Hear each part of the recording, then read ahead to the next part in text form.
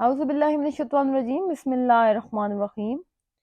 حضرت امام زین العابدین علیہ السلام فرماتے ہیں، جب ایک دن میرے والد مظلوم کے سر مبارک کو یزید کے دربار میں لایا گیا تو مظلوم کے سر مبارک کو سامنے رکھا اور شراب کی محفل منعقد کرائی گئی۔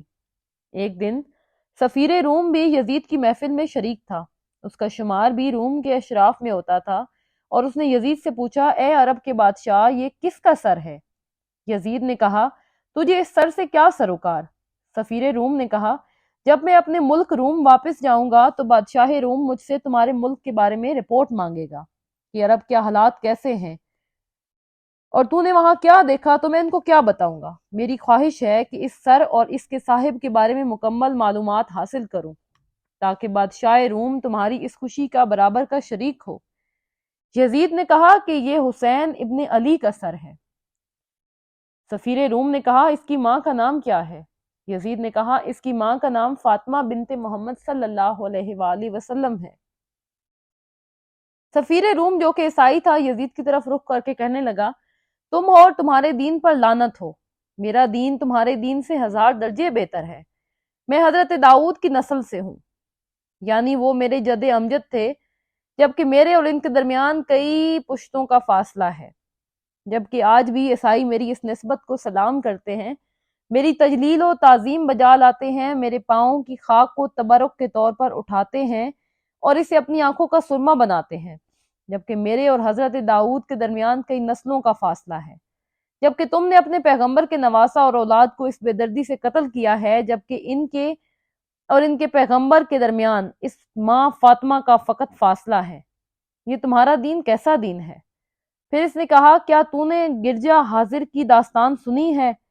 یزید، میں نے نہیں سنی، تم بیان کر دو۔ سفیر روم نے کہا، عمان اور چین کے درمیان ایک دریا بہتا ہے کہ جس کو عبور کرتے ہوئے 1 سال لگتا ہے۔ اس دریا کے درمیان سوائے ایک شہر کے کوئی آبادی موجود نہیں ہے، وہ بھی شہر کے وسط میں واقع ہے جس کی لمبائی اور چوڑائی 80 فرزخ ہے، اور کرۂ ارض پر اس سے بڑا کوئی شہر نہیں ہے۔ اس شہر سے یاقوت اور کافور جیسے چیزیں دوسرے ممالک میں بھیجی جاتی ہیں، اور اس شہر کے درخت عود و عنبر کے ہیں۔ یہ شہر عیسائیوں کی آبادی پر مشتمل ہے اور اس کا مکمل کنٹرول بھی عیسائیوں کے ہاتھ میں ہے، لہٰذا اس کا بادشاہ بھی ہمیشہ عیسائی ہی ہوتا ہے۔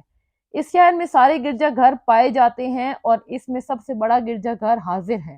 اس کے محراب میں سونے کا ایک بڑا برتن گڑا ہوا ہے کہ جس میں ایک سم ہے، اور لوگوں کے درمیان مشہور ہے کہ یہ سم اس گدھے کا ہے کہ جس پر حضرت عیسیٰ علیہ السلام سوار ہوتے تھے۔ اس برتن کو ریشمی کپڑوں اور سونے کے ساتھ ڈھانپا گیا ہے۔ ہر سال عیسائی اس سم کی زیارت کرنے کے لیے ملک کے دور دراز علاقوں سے آتے ہیں اور اس سم کے گرد طواف کرتے ہیں اور اس کا بوسہ دیتے ہیں، اور اس برتن کے پاس کھڑے ہو کر اپنی حاجات بارگاہ خداوندی میں طلب کرتے ہیں، لہٰذا وہ اس طرح اپنے نبی کے گدے کا احترام بجا لاتے ہیں۔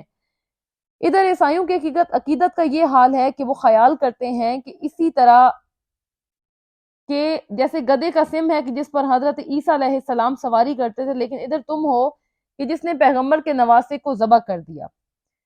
خداوند تمہیں اور تمہارے دین میں کبھی برکت عطا نہ فرمائے۔ یزید کو اس کی اس حقیقت پر مبنی سچی بات نے سیخ پا کر دیا۔ اس نے غصہ میں چلا کر کہا کہ اس عیسائی کو قتل کر دو تاکہ یہ اپنے ملک میں ہمیں جا کر ذلیل اور رسوا نہ کرے۔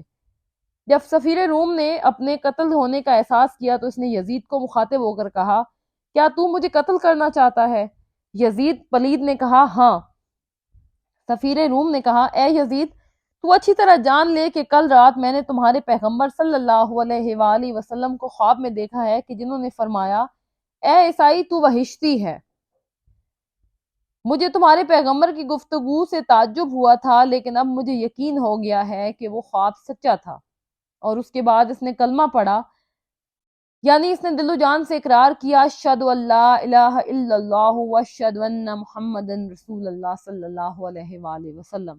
اس کے بعد سفیر روم، جو اب سفیر حسین بن چکا تھا، اپنی جگہ سے اٹھا اور حضرت امام علی علیہ السلام کے مقام کو کٹے ہوئے سر کو اٹھایا اور اس کو بوسے دینے لگا اور اسے سینے سے لگایا اور کافی دیر تک گریا کرتا رہا، حتیٰ کہ یزید پلید نے اس کو قتل کرنے کا حکم دے دیا اور وہ آل محمد میں قتل ہو گیا اور اہل بیت سے جا ملا۔ اللہ تعالی ہم سب کو اہل بیت کے راستے پہ چلنے کی توفیق عطا فرمائے اور ان کے دشمنوں سے نفرت کرنے کی توفیق عطا فرمائے۔ الہی آمین آمین۔ السلام علیکم یا علی۔